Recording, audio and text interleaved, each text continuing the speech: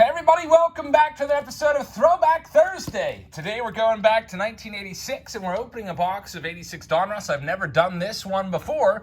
I've done 86 Leaf, but never 86 Donruss. So we're going to open this, and by the way, look what I've got my hands on early. I got it a day early. 2022 Donruss is here with 3 hits per box.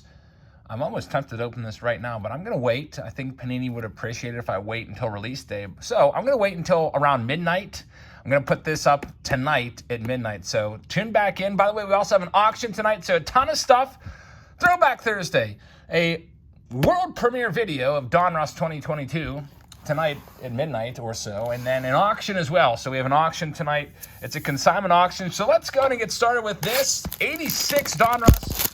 You guys may remember the story. By the way, it is a baseball card exchange authenticated sealed box, I should also note, just because back in the day, 86 Donruss was quite the hot ticket because of a player named Jose Canseco. Maybe you've heard of him.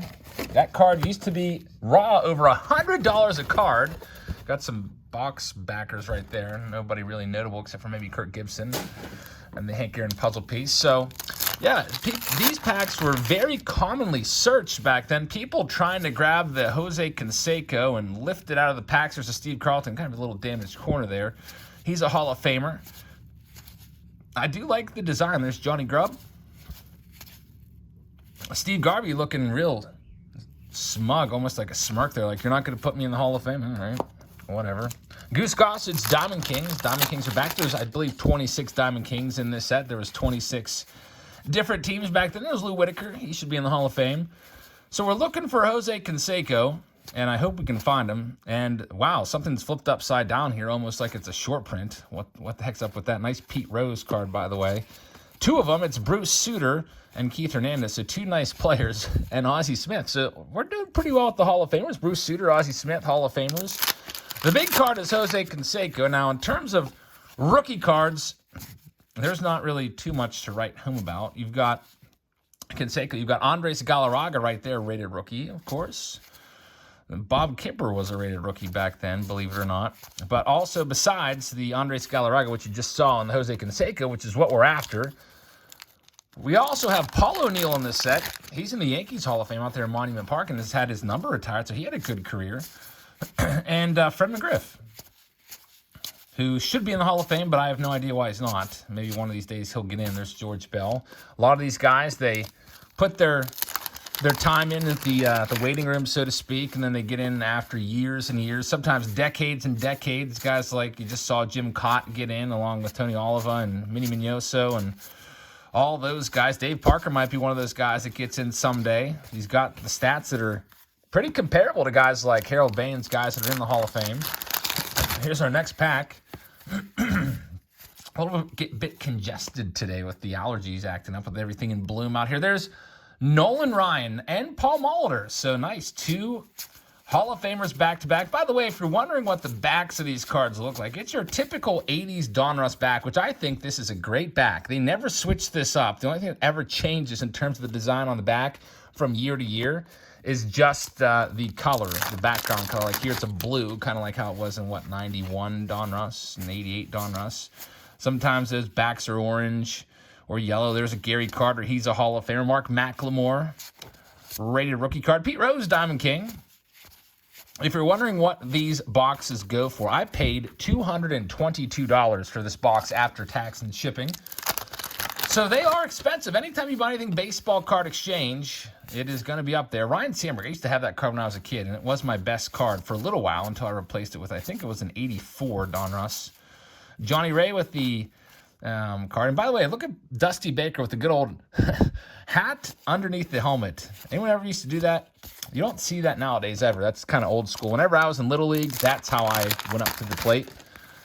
I didn't want dirt in my hair or whatever. I guess big baby. But I think that was kind of common back then. Fleet Feet with Willie McGee along with Vince Coleman.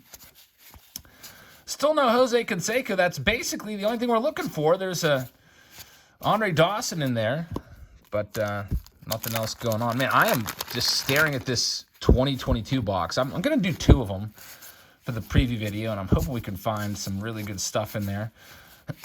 I cannot wait to bust that open. There's Burt Blyleven. He's a Hall of Famer. Looks like he got a little sunburn there. Burt Blyleven, another one of those guys that snuck into the Hall of Fame. We got Tony Fernandez, slick fielding shortstop. Juan Nieves, rated rookie. He would go on to become a decent coach, bullpen coach. Tony Perez, I believe that might be his last ever card. And a lot of cards, Tony Perez looks like he just got over a good cry. Eyes all kind of bloodshot there. Mark Langston, Lance McCullers, father of Lance McCullers Jr.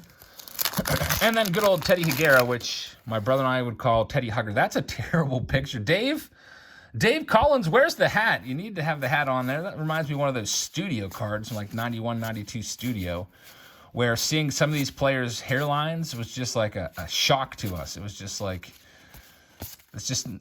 we never saw them without their hats on, because most of the time we would only see the players on the baseball cards, and they'd always have their hats on. Another sunburned guy, Jeff Calhoun, going without the sunscreen there and paying the price for it. There's Lenny Dykstra, rookie card.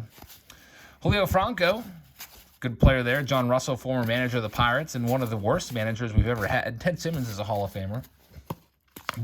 John Russell was such a quiet guy.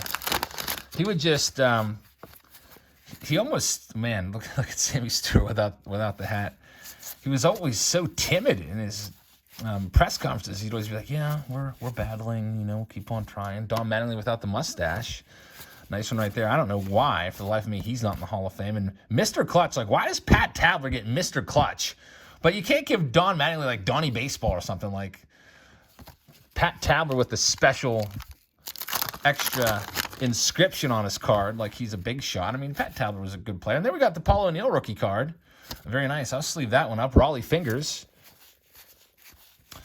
Before the age of the Yak Packs. And there is Roger Clemens. A nice one right there. Roger Clemens. That is his third-year card. A second Ozzie Smith. So we're starting to see some doubles, and we have not seen the Jose Canseco yet, which makes me mad. Ray Searage, former Pirates pitching coach, could never get anything out of young players. Was pretty good at making the old players good again, like A.J. Burnett and so on, but give him a young pitcher and he would ruin them. I like this card a lot. Pete Rose tie-breaking card. He got the tying hit and the record-breaking hit, breaking Ty Cobb's mark. Pete Rose, one of the best players of all time, but might never be in the Hall of Fame. He was suspended for gambling, actually banned for life. Tony Perez looking all happy there. Marty Bystrom, never seen that card before in my life, I feel like. I've got a Willie McGee. He was a good player, Willie McGee. I never liked him. I don't know why, but I never liked Willie McGee, maybe because he played for the Cardinals and I was a Pirates fan. Something about Willie McGee just rubbed me the wrong way. Maybe it was his name. I don't know.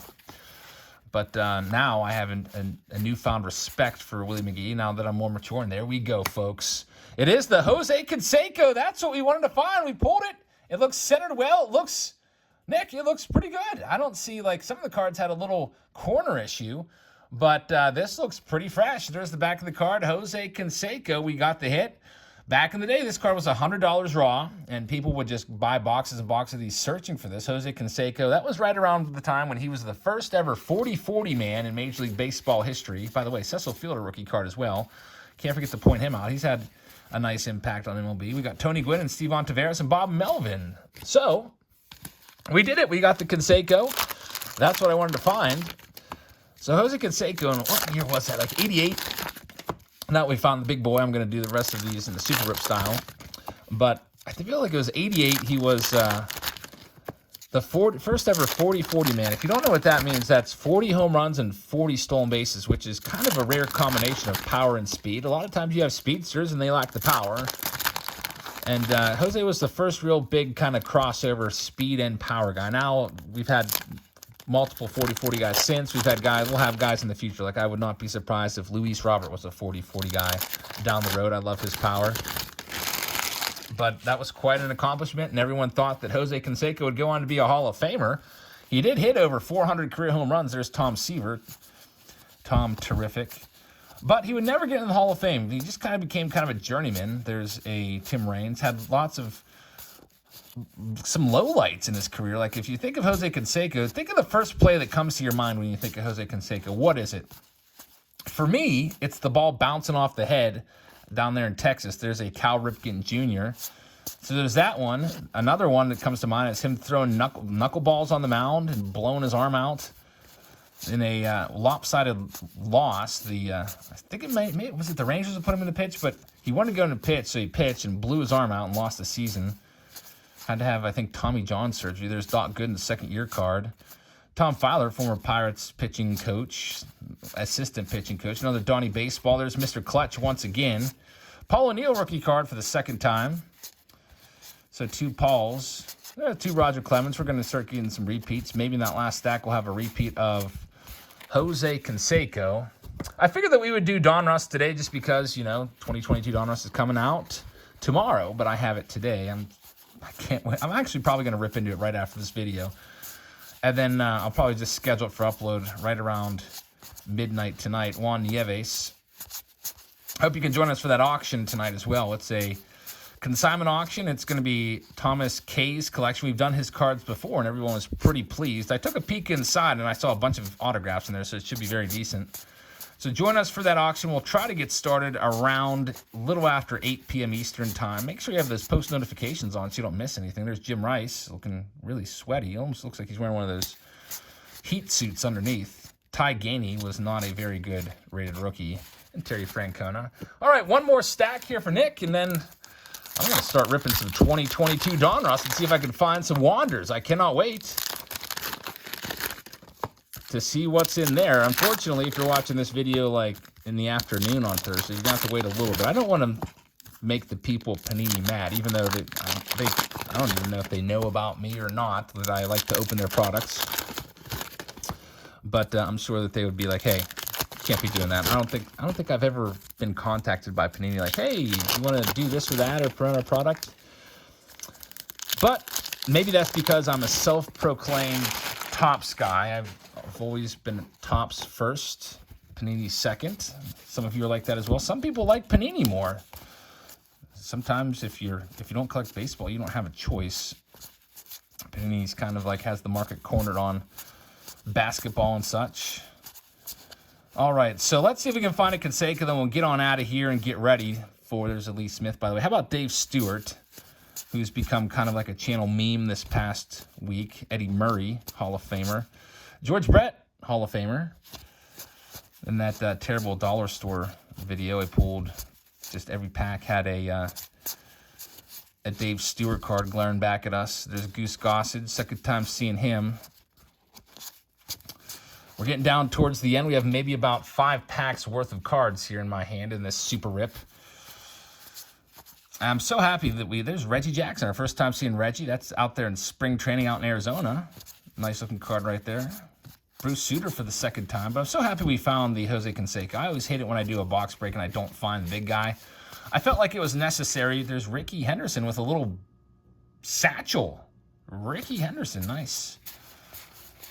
I would have preferred to see him diving headfirst into a bag, swiping it, than that picture, but whatever. But anyway, that's why I bought the baseball card exchange, just because it's much more likely you're going to get the card you're after. Good old Frank the Peanut Allen Trammell.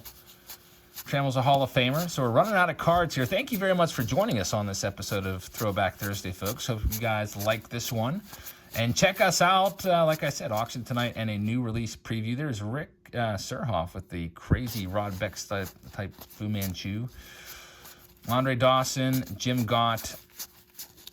Can we get a Jose Canseco for the road here? There's Rod Carew. He's a Hall of Famer.